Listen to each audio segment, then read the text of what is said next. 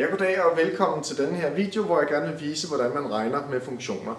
Vi vil i denne her video se på de to funktioner, jeg har skrevet op her, som har forskrifterne x i anden minus 4 for funktionen f, og funktionen g af x er lig med x minus 2. Til at starte med vil jeg gerne lige tegne graferne for de her to funktioner, så vi bedre kan se, hvad det er, vi har med at gøre. For at gøre det, så har jeg allerede tegnet et koordinatsystem her, og jeg har gjort klar med sådan en sildebenstabel, hvor jeg vil til nogle forskellige x-værdier udregne de tilhørende funktionsværdier til funktionerne f og g. Så vi kan jo starte med at indsætte en x-værdi, der hedder minus 2. Hvis jeg nu udregner min funktionsværdi f, så skriver jeg f er minus 2. Det vil sige, at jeg sætter minus 2 ind på x's plads, så det bliver altså minus 2 i anden minus 4, og det giver 0. På samme måde gør jeg med funktionen g. Så jeg sætter g, og evaluerer den i minus 2, kan man sige, eller udregner funktionsværdien i minus 2. Så i stedet for x skal jeg skrive minus 2, og så skal jeg trække 2 fra. Det giver minus 4. Nu prøver jeg med en x-værdi, der hedder minus 1. Så tager jeg funktionsværdien af funktion f af minus 1, det vil sige, at jeg sætter minus 1 ind på x's plads. Så i stedet for x, så skriver jeg minus 1 i anden minus 4, og det giver altså minus 3. Og på samme måde så gør jeg med funktionen g nu, så jeg evaluerer funktionen g i minus 1, og det giver mig altså minus 1 minus 2, og det giver også minus 3. Så det skriver vi op her. Vi fik altså f af x, den gav minus 3 her, og g gav minus 3. På samme måde kan jeg fortsætte, jeg kan sætte værdien 0 ind. Den giver mig minus 4 herover, og den giver mig minus 2 her. Jeg kan sætte en x-værdi på 1 ind. Den giver 1 i anden minus 4, det giver minus 3. Og så vil jeg få 1 minus 2, det er minus 1. Og jeg kan sætte 2 ind, så får jeg x i anden minus 4, det giver 0. Og jeg får 2 minus 2, det giver 0. Sådan der. Så nu har jeg altså nogle punkter, jeg kan tegne ind i mit koordinatsystem, og på den måde få illustreret, hvordan graferne for funktionerne f og g forløber. Og hvis nu vi starter med minus 2 her og funktion f, så skal jeg sætte kryds i 0. Så går vi hen i minus 1, så skal jeg sætte kryds her i minus 3, så det er hernede. Så skal jeg sætte her i 0, minus 4. Så skal jeg have i 1, minus 3 og i 2,0. Så nu kan jeg med hvidt kridt her tegne grafen for funktionen f. Så den kommer til at se sådan ud. Så jeg skriver et f herovre. På samme måde kan jeg gøre med grafen for funktionen g, så jeg starter hernede i minus 2, og der skal jeg altså gå ned i minus 4. Og så skal jeg i minus 1, minus 3. Så skal jeg sætte et punkt i 0, minus 2. Jeg skal sætte et punkt i 1, minus 1 og i 2,0. Så grafen for min funktion g ser nogenlunde sådan her ud. Det er altså de to funktioner, som vi kigger på her. Nu vil jeg fortælle jer, hvordan man regner med de her to funktionsforskrifter. Så vi kan altså danne, dels skal vi danne sumfunktionen. Den ser sådan her ud. Og fra en af de sidste videoer, så ved vi, at definitionen af det her, det er, at hvis jeg skal danne en sumfunktion, så skal jeg danne den ved at lægge forskrifterne for regneforskrifterne for mine to funktioner sammen.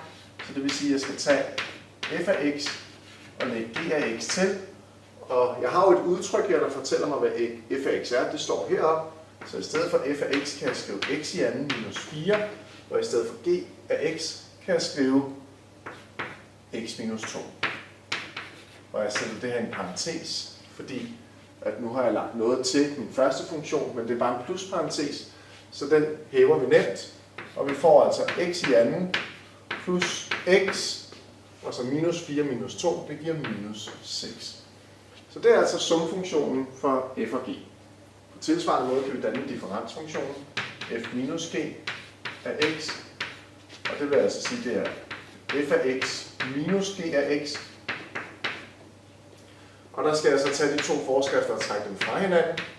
Og her der er det altså vigtigt med den parentes her, for nu kommer der til at stå et minus foran den.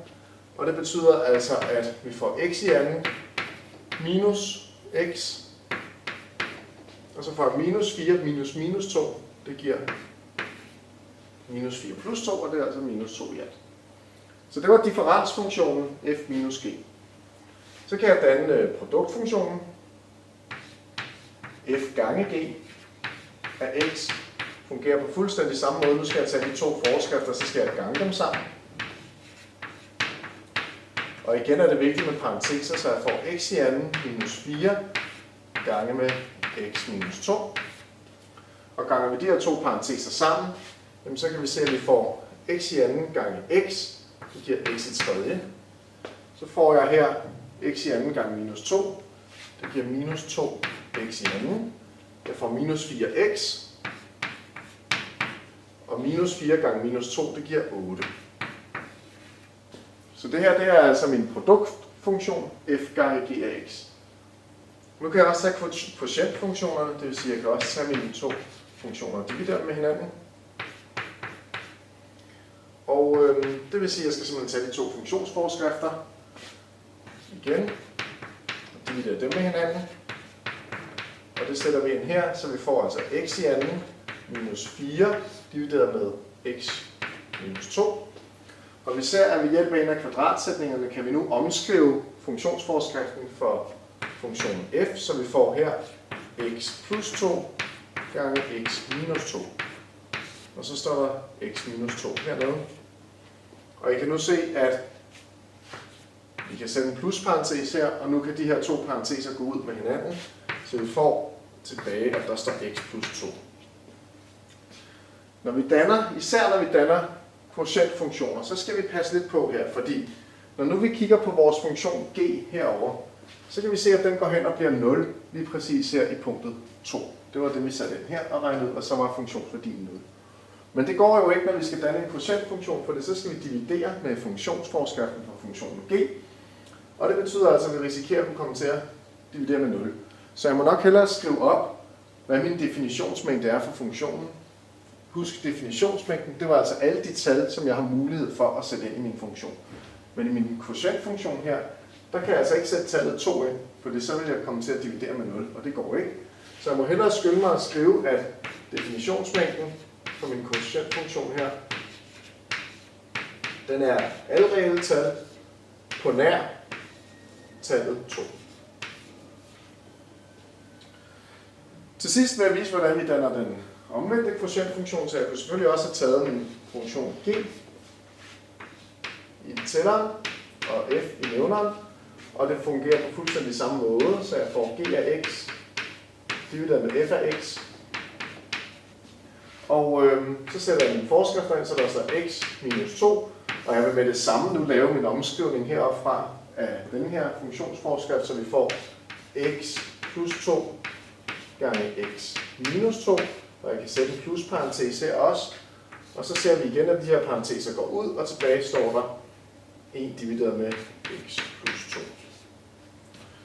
Igen skal jeg være opmærksom på, hvornår min funktion f den kan give 0. Går vi herover og kigger på grafen, så er der faktisk to steder, den kan give 0, det er her og her. Det vil sige, at der er altså to tal, som jeg ikke kan sætte ind, da jeg danner min quotientfunktion her. Så må jeg hellere skynde mig at skrive, at min definitionsmængde for den her quotientfunktion, det var så den, hvor vi havde g i tælleren, og f i nævneren, den er alle reelle tal på nær tallene minus 2 og 2. Således der.